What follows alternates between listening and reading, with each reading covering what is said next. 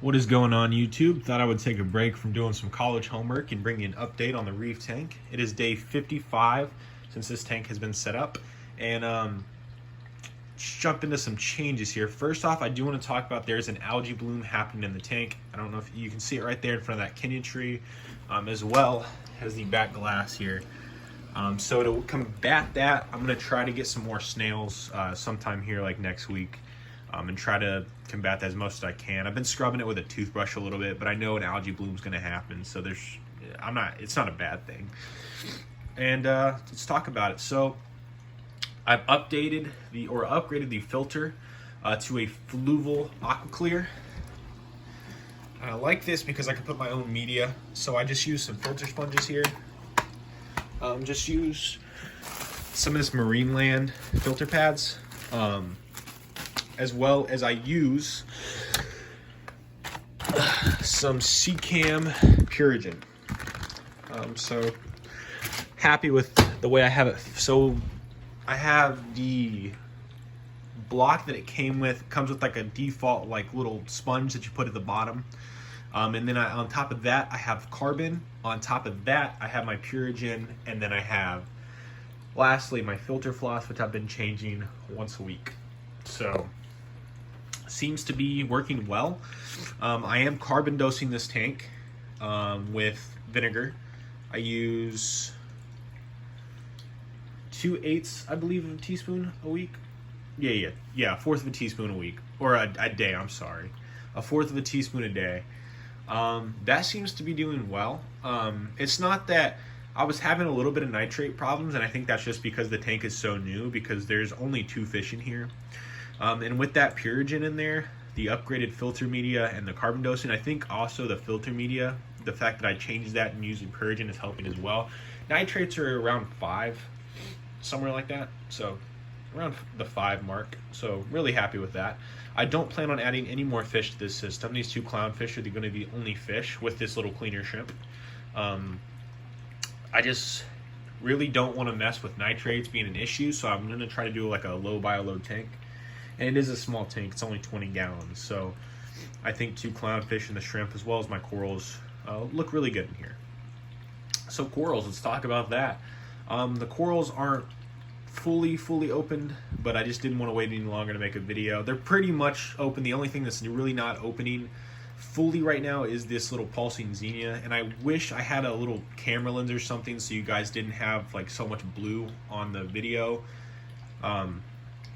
Because the tank definitely looks more clear in person than it does on the phone right now. So I did get my torch coral, which I told you guys I wanted to do. So here he is. He opens a little more than that. But I did change up the lighting schedule today. I'm trying something new. Instead of just like a little pretty much instant on, I'm doing like an hour ramp time. And I made it a little later in the day, so they're adjusting as well. I have my Kenyan tree, which he's looking pretty good. I can't tell fully if anything's really grown in the tank. I'm taking pictures now once a week to see if I can tell that way. The Kenyan tree, I think, has had a little bit of growth, as well as the Paulson xenia. Other than that, no. On that note, really no. Got a Duncan coral. He's looking fantastic. Green star polyps are the only thing that's not really fully opening and is giving me a hard time lately, but there is a bunch of new polyps on it, so like small little polyps.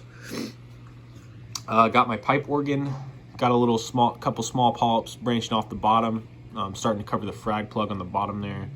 Got my zoanthids, they're doing pretty good. Got my little cleaner shrimp. Love this guy, absolutely love this guy. Anytime you stick your hand in this tank, it's gonna come right to your hand. My Paulson xenia is looking pretty good. Not fully opened, he's getting there though. And that's it for the corals side of things. I did remove the Pellet Reactor from the last video. The Pellet Reactor had bad reviews in terms of people saying the flow wasn't very good on it. And I was like, you know what, man, I'm just going to give it the benefit of the doubt. I'm going to try it. That was a stupid decision on my part, and it was a waste of $80. $80 or $90. Yeah, the flow, pretty much the pellets would just get stuck in the pump, and nothing was rotating. So I just threw it away. Just cut my losses with it. I think the tank looks a lot better without it anyway, and I don't really think it was needed. I think it was overkill on my part, being so concerned about nitrates. But let's talk about the levels and kind of what I've been doing in this tank. So I have a notebook and I test the water every single Saturday and I write it down. Calcium was low in this tank. It was looking at about a 320. In the last week, I've brought that up to 400. And I'm going to try to get that around the 450 mark. So I dose strontium, magnesium, and calcium in this tank by, can't think of the name. Oh, Kent Marine. So that's done pretty well for me. I have a little calendar that I write everything down so that I don't lose track and I know exactly what to dose on what days and how much, and that's helped me tremendously. These 2 clownfish are doing pretty well. There was a little bit of aggression like when I first introduced them just because of the size difference, but as soon as that black one established dominance, I mean, they've done absolutely phenomenal together. They sleep together. They're definitely a mated pair. They're doing fabulous. The tank though is doing pretty well. It's all about stability from here. I did change out this little heater for a smaller one, and I was getting temperature swings. So last night I went back and I changed it back out because that's something I definitely don't want in the tank. It would go from like 74 to 80 back and forth, and I'm like, that's not good. So put this heater back in, and now it'll stay at more of like a consistent 76 to 78. So right where we want it. Plans for this tank, not really anything. I might eventually get a coral for that top rock there, but my goal is to have this Paulsonzenia kind of take over that rock. And I know a lot of people don't like that look, but I love that look of Paulsonzenia kind of taking over a tank. As long as you keep it trimmed back a little bit where your other corals have room to grow as well. Don't think it's much of an issue. I wanted to put a frog spawn in here, but there's really nowhere to put one with that torch being in there. And if I put the frog spawn here on the right side of the tank, I'm worried it'll grow out and sting the Paulsonzenia or the zoanthids or the pipe organ. So I'm scared to do anything about that. I do want to talk about, though, I learned this the hard way. If you're changing any sort of filter media in your system, give it a rinse down before you put it in your tank.